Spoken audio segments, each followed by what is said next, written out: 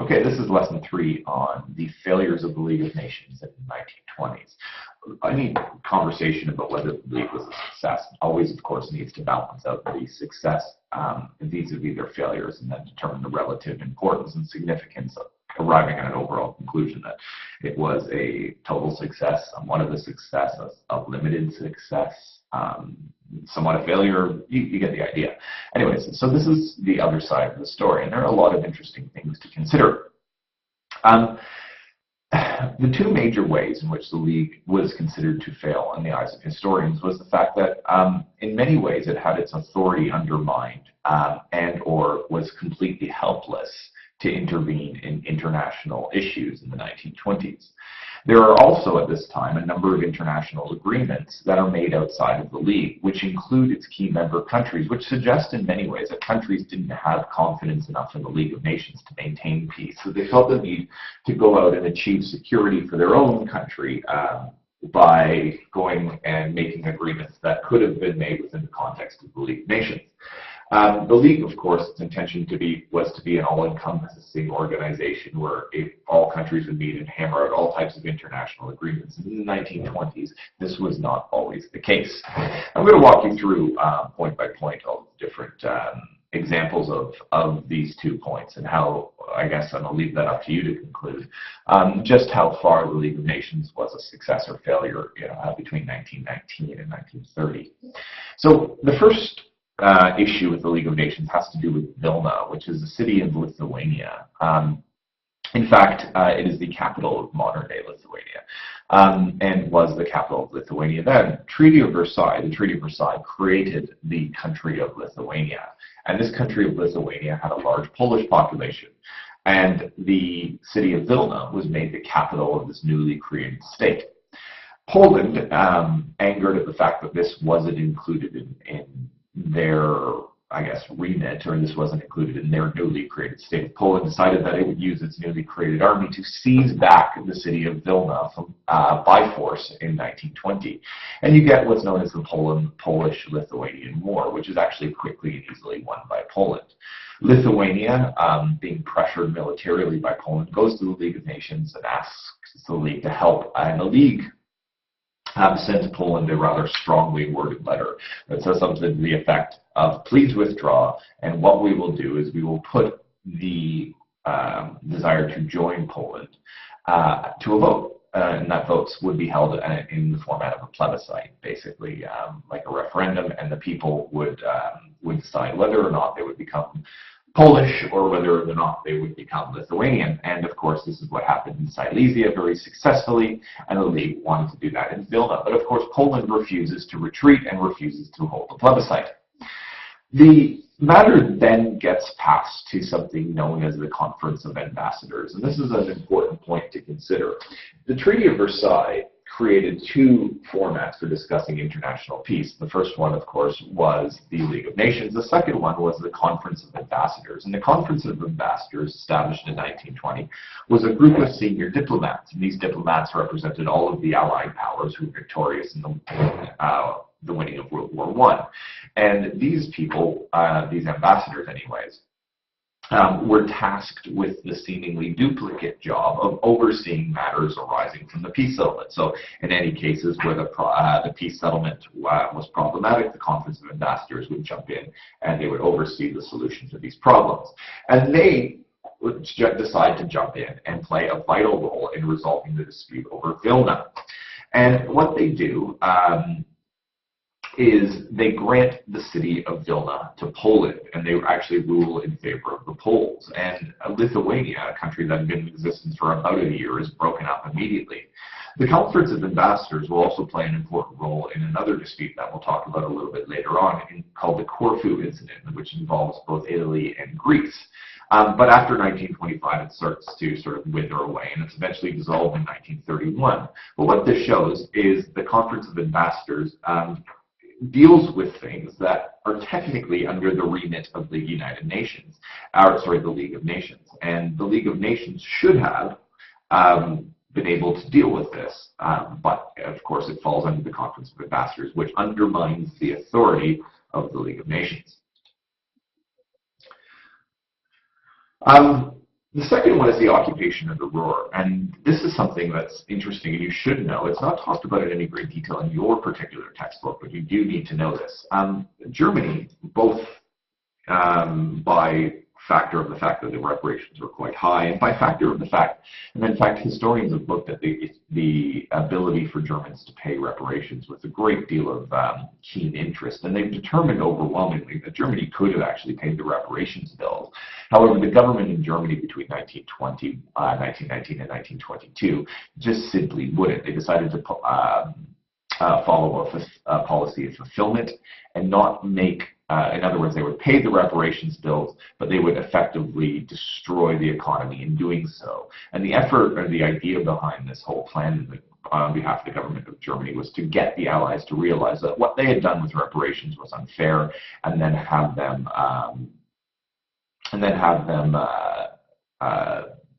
change the bill, basically make the bill less. So they default in payment to 1922, and as a result of these default in payment, the French go apoplectic, and the matter actually should have been referred to the League of Nations. Instead, France decides unilaterally, which means by themselves, with their friends the Belgians, to take swift action, and they send troops as an occupying force into the Ruhr industrial region of Germany. And they completely occupy militarily a large section of the industrial part of Germany.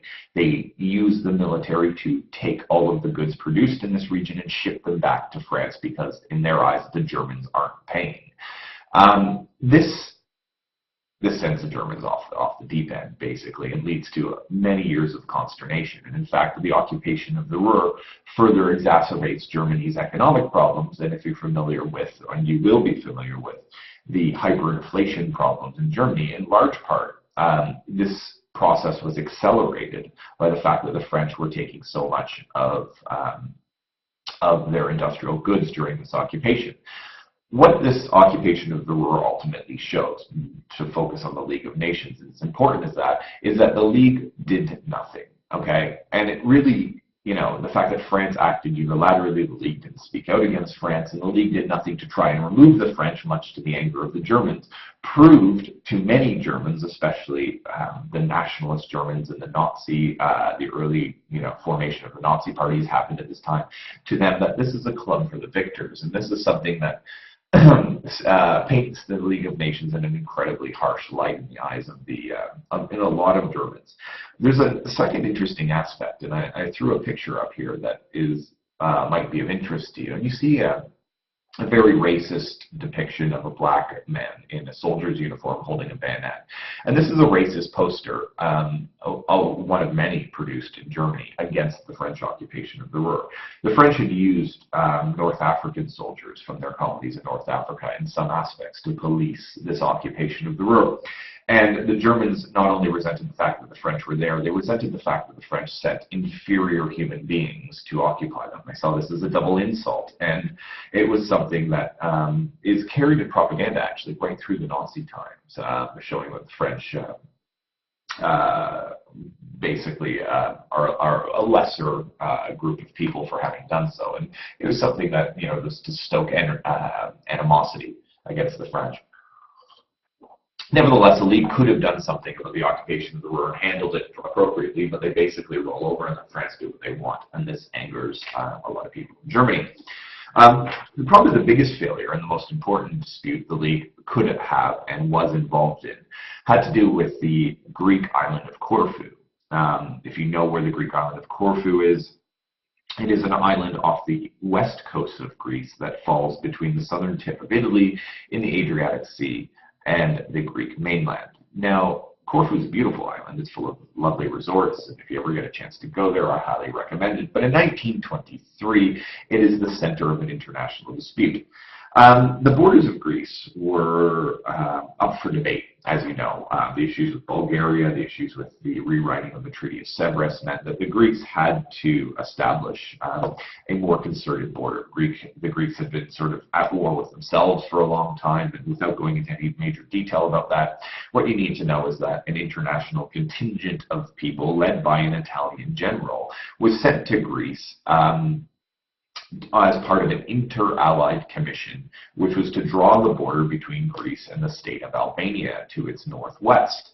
And the Albanians and the Italians have some connections, therefore it made sense that an Italian general, a man named Enrico Tellini, led this border commission. Now, anyways, make a long story short, Enrico Tellini is murdered by Greeks who are nationalist and who don't believe that the border between Greece and Albania should be drawn where the League of Nations was about to draw it.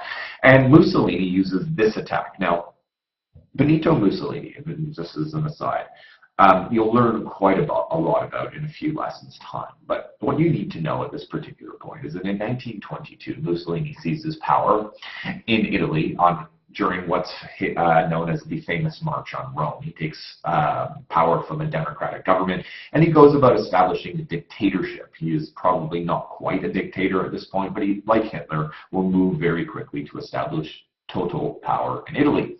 And Benito Mussolini's ideas are that, very much like Hitler, he's going to make Italy into a great power again. He vows to reestablish the Roman Empire, and he vows to sort of smite Italy's enemies and grab land, etc., etc.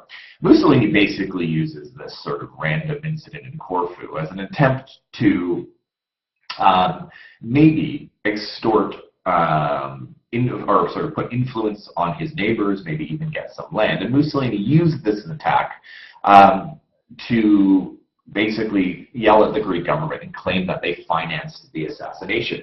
Mussolini will place ridiculous demands on the Greek government. He basically says that the Greek government in its totality should attend a funeral service at a Catholic church in Athens. And of course, most of the Greeks are Greek Orthodox, so this would be an insult. In Athens, where they would publicly honor the Italian flag, and they would have to pay a penalty of 50 million lira for the murder of this individual, and then they had to find the assassins and they had to publicly execute the assassins. And if they didn't do all of these ridiculous things, the Italian army would invade and take Corfu as compensation for the death of Enrico Tellini. When the Greek government obviously refuses to do so, they invade on the 31st of August 1923. They pull up their navy, they bombard the island, and in fact hundreds of Greek civilians, innocent civilians, men, women, and children are killed by this bombardment, and then eventually the Italian troops land on the island of Corfu, taking it over as evidenced from the picture here. Greece, faced with this crisis and this wanton act of aggression by the Italians, appeals to the League of Nations, who of course sends a strongly worded letter to the Greeks condemning the invasion. The League of Nations, in this case, backed by Britain, demands that Italy withdraw and puts the issue to the Conference of Ambassadors. The Italians aren't necessarily in a really good position to pick a fight with the British. In fact, the British and the Italians have relatively warm relations at this time. They're one of each other's greatest trading partners. In fact, Italy buys almost all of its coal from Britain, for instance, at this particular point. Anyways, make a long story short, what you need to know about this is that instead of the League of Nations intervening here, the Conference of Ambassadors steps in and they award, very probably unfairly when you consider the circumstances around this, 50 million lira to Italy. The 50 million lira that Italy demanded as compensation for the murder of Enrico Tellini. And Italy, as is asked by the British and by the Conference of Ambassadors, if you were paid this 50 million lira, will you withdraw your troops? And of course, Mussolini says yes. The victory is one for Mussolini, and it really proves that bullying tactics in this respect really, truly work. The Mussolini sort of hailed at home as a national hero. It's his first step in establishing credibility as someone who's going to reestablish Italian importance and dominance in the world. And it is an embarrassment for the League of Nations, who seem powerless to do so. They were so powerless, in fact, it was the Conference of Ambassadors who actually solved the Corfu incident. So what this does, of course, and as I've reiterated, is it gives the impression that Italy's bullying tactics have worked. And this is a bad precedent for the League. In fact, probably the most important thing, whether you agree, and that's probably completely unfair when you consider the Greeks-Bulgarian incident that I talked about last lesson, or you consider the fact that it was the murder of one individual by some random assassins, the fact that the Greeks had to pay so much. But what it does do is it sends a message to a lot of people who might be watching this incident that the League of Nations in the world can be pushed around by being bullied. and the amount Greece had to pay was definitely excessive. Okay. It also appeared that the Conference of Ambassadors was doing the job of the League of Nations, and that the Conference of Ambassadors itself was not considering what was right in terms of international justice, boldly giving more money to the Italians. Of course, actually, it's really important to note that there are Italian representatives in the Conference of Ambassadors helping with this judgment. So anyways, make a long story short, the fact that it didn't consider, quote, international justice is a damaging thing. As a result of all of this, Britain and France learned a lesson, and they actually tried to improve and strengthen the League of Nations. And this is a very important point. Corfu actually leads to probably the biggest attempt to make the League of Nations worth its salt, and it sort of leads to what's known as the Geneva Protocol. And the Geneva Protocol was created by British Prime Minister Ramsay MacDonald. He was a Labour Prime Minister, quite a good Prime Minister in the early 1920s, but Ramsay MacDonald goes to Geneva and he meets with the French, and they sort of hammer out an agreement between him and the French counterpart, the French leader, a man named Heriot, and they basically say that League members have to agree to compulsory arbitration in disputes, and this arbitration would be handled by the League of Nations Permanent International Court of Justice, and the decision of this International Court of Justice would be binding. And if the parties didn't agree, it would automatically trigger military intervention and economic sanctions. This protocol, which becomes known as the Geneva Protocol, would have directly strengthened the League of Nations, and it made it way more likely that the League could use military intervention as a deterrent. One of the things that allows Mussolini to get away with what he does is the fact that he's not really scared, because he knows that the League of Nations doesn't have it has a military option, but it's so unlikely that they'll use it, and in fact it has no standing army. The Geneva Protocol would force or compel nations in the League of Nations to use force. What's, I guess, one of the regrettable what-ifs of history is the fact that the Geneva Protocol is actually not ratified by the British government. Ramsay MacDonald is negotiating the Geneva Protocol in the midst of a general election, which he loses to the conservative Stanley Baldwin. And Stanley Baldwin refuses to approve the Geneva Protocol.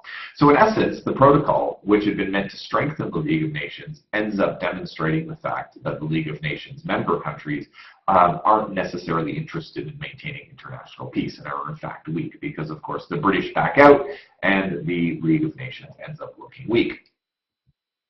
Another way that the League of Nations is made to look weak are the fact that there are lots of international agreements during the 1920s made outside of the League when perhaps they should have been made within the context of the League. And it's fair to say that European powers at this point had little faith in the League's ability to deal with major challenges. Just look at what happened in Corfu, for instance. Its committees do some pretty useful work. So as I was saying, the committees did some useful work, but in the eyes of powers, that's where the League's role ended. France was probably the biggest skeptic of the League, and it worried that its security was not going to be protected by it. And in the 1920s, its memory of the First World War prompted it to seek and establish what they call mutual assistance pacts. Basically, they're alliances under another name with countries like Czechoslovakia and Poland that bordered Germany as well. And these would also give France added protection against German aggression. So, for instance, if France were to be attacked again, France, of course, is also very conscious of the fact that they had really angered the Germans during the occupation of the Ruhr. And therefore, they saw it possible that the Germans could rearm and attack them again out of retaliation for this action. Therefore, they wanted to sort of align themselves with other countries so that if Germany were to attack France, they would be attacked from the south by Czechoslovakia and from the east by Poland. And this was all, again, to give them added protection. And they do so, and they make these agreements outside of the context of the League, even though both of these countries were League members. Another example is the Locarno Pact, and this is important for different countries for different reasons, but in the context of the League of Nations,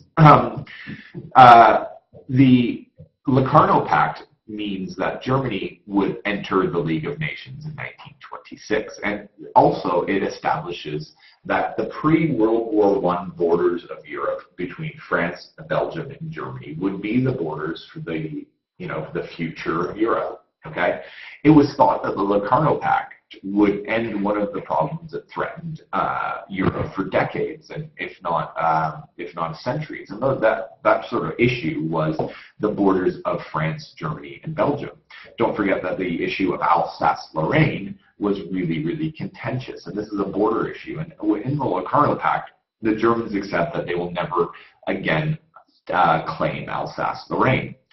This, of course, doesn't guarantee the border of Eastern Europe, but it was seen as a useful step to disarmament. The Locarno Pact was negotiated in Italy. It was actually, interestingly enough, chaired by Mussolini, and it does do a number. I mean, what it is an incredibly important international agreement for, putting World War I behind them, and it's something that's done outside of the context of the League. Another example would be the Kellogg-Briand Pact. In 1928, the French become probably one of the major signatories of what becomes known as the Kellogg-Briand Pact, which is named after the French foreign minister and the American Secretary of State. The French foreign minister was a man named Augustin Briand, and the French and the American Secretary of State was, oh my gosh, I think it's Arthur Kellogg. I just blanked. Nobody's perfect. Anyways, make a long story short, this was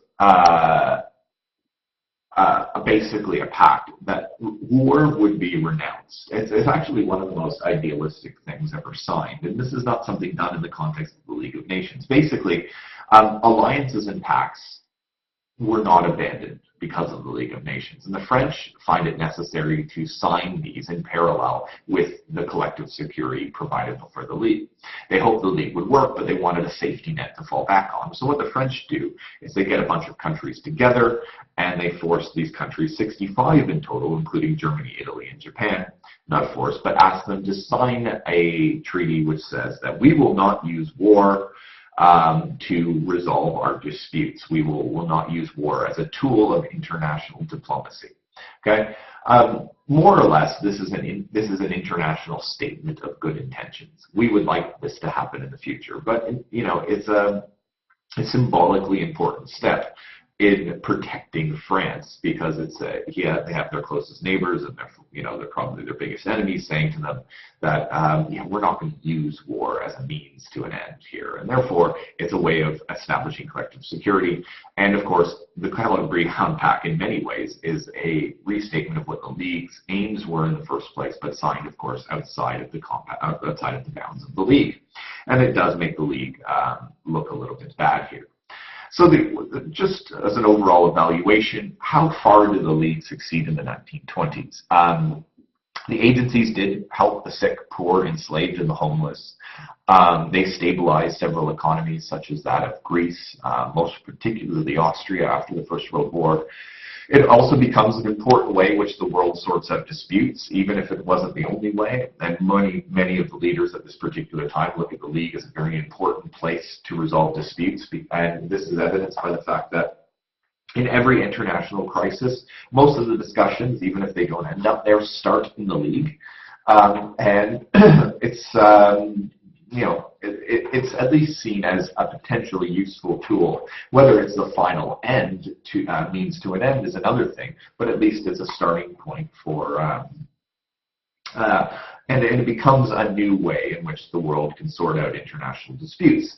Historian Zara Steiner, who we'll read about, says that the League was very effective in handling the small change of international diplomacy. And therefore, it could really deal with a lot of these little disputes that could go up into bigger ones quite well. But it also is implied in this quote that it basically was useless in handling the bigger issues like that of Corfu. Other historians say that the League helped create an internationalist mindset. What does that mean? An internationalist mindset is a mindset that looks towards the betterment of the international community or the betterment of the world rather than focusing on your individual country's interests. And the internationalist mindset, in many ways, needs to be credited to the League of Nations. Okay, it encourages countries, probably for the first time, to think in terms of collaboration and competition. Great and small powers sent ministers to the League meetings throughout the 1920s and 30s, and they talked when they wouldn't otherwise have done so.